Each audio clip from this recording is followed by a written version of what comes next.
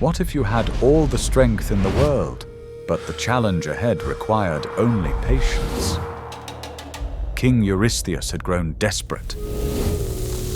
Twice now, he had sent Hercules to certain death. Twice, the hero had returned victorious. He killed the Nemean Lion, and he killed the Hydra. The king needed a new strategy. If he wanted Hercules to fail at completing his labors, he had to find a challenge where brute force meant nothing. For his third labor, Eurystheus chose something different. Instead of sending Hercules to kill a monster, he would send him on an impossible chase. He commanded Hercules to capture the Cerynitian Hind. This wasn't just any deer. This was the sacred golden deer of Artemis, goddess of the hunt.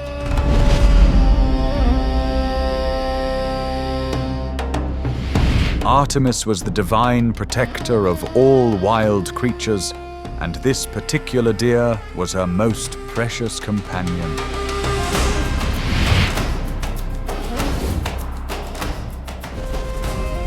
Its golden antlers shone like the sun, and its hooves were faster than arrows in flight.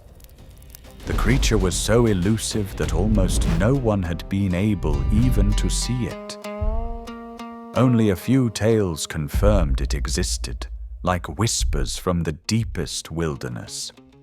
For making things even harder, Eurystheus demanded not to hunt the beast and bring back its body, but to catch the animal and bring it back alive.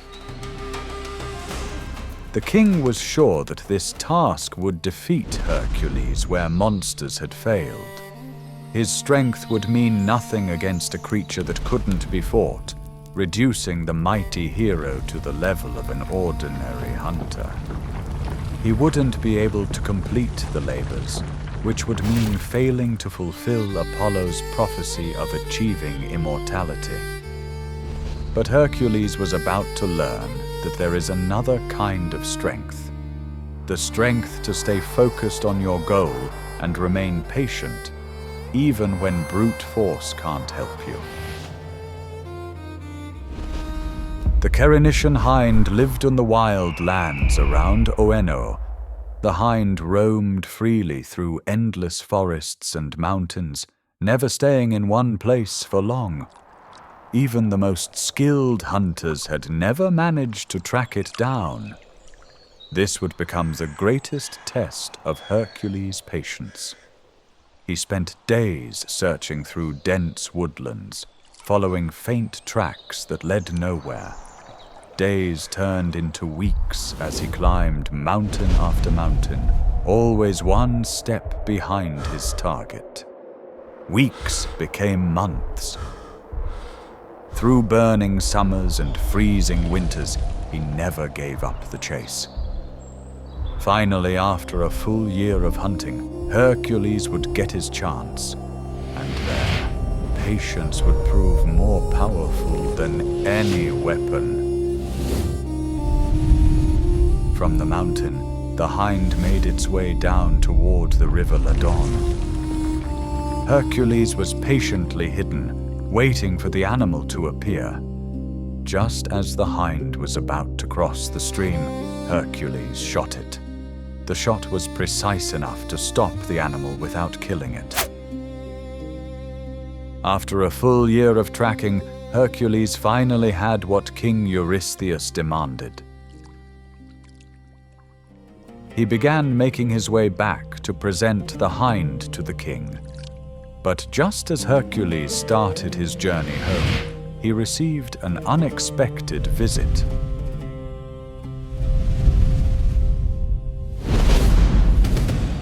Artemis herself appeared before him, and she was not pleased. The goddess who protected all wild creatures had come to confront the man who dared capture her most sacred animal. Following the commands of one god was not always simple. Sometimes obeying one divine order could bring you face to face with the anger of another god. Artemis rebuked Hercules for attempting to kill her sacred animal. The goddess was furious that anyone would dare harm what belonged to her. Hercules knew he had to handle this carefully. He first showed complete respect to Artemis, acknowledging the beauty and sacred nature of her hind. He understood her anger. This creature was precious to her. Then Hercules explained his situation. Apollo had commanded him through the oracle to serve King Eurystheus for 12 years. He was bound by divine law to complete whatever tasks were assigned. Hercules laid the blame on Eurystheus. The king was the one who had chosen this specific task. His intentions were always to capture the animal alive, never to kill it. Artemis understood that Hercules was caught between competing divine commands. She allowed him to continue his journey to Mycenae with the hind. Hercules carried the beast alive to Mycenae. Standing before King Eurystheus, he presented the impossible prize that the king never thought he would see. Eurystheus was stunned.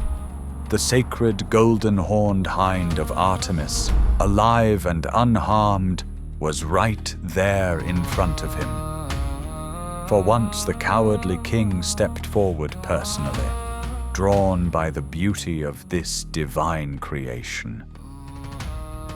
Hercules held the magnificent animal as Eurystheus reached out eagerly. Just as the king was about to touch its beautiful golden skin, Hercules let the hind go. The creature immediately sprang away, racing back to the wilderness and the protection of Artemis. Hercules blamed the king for not being quick enough. Eurystheus stood there empty-handed and humiliated. But Hercules had completed the labor perfectly. He had brought the animal alive to the king, exactly as commanded. At the same time, he had fulfilled his promise to the goddess, releasing the sacred hind once the task was technically complete. For the first time, Hercules had outsmarted the king who was trying to destroy him. Hercules had learned something important from his third labor. Sometimes the greatest victories aren't won through brute force, but through patience, wisdom, and knowing when to let go. He was discovering that there were many different kinds of strength. Have you ever turned the tables by doing exactly what someone asked while delivering poetic justice at the same time? Leave your experience in the comments. The fourth labor would send him after the Erymanthian boar. If you want to see how Hercules survives, like and subscribe to follow our hero in his journey. Trust me, you've never heard this story told like this before.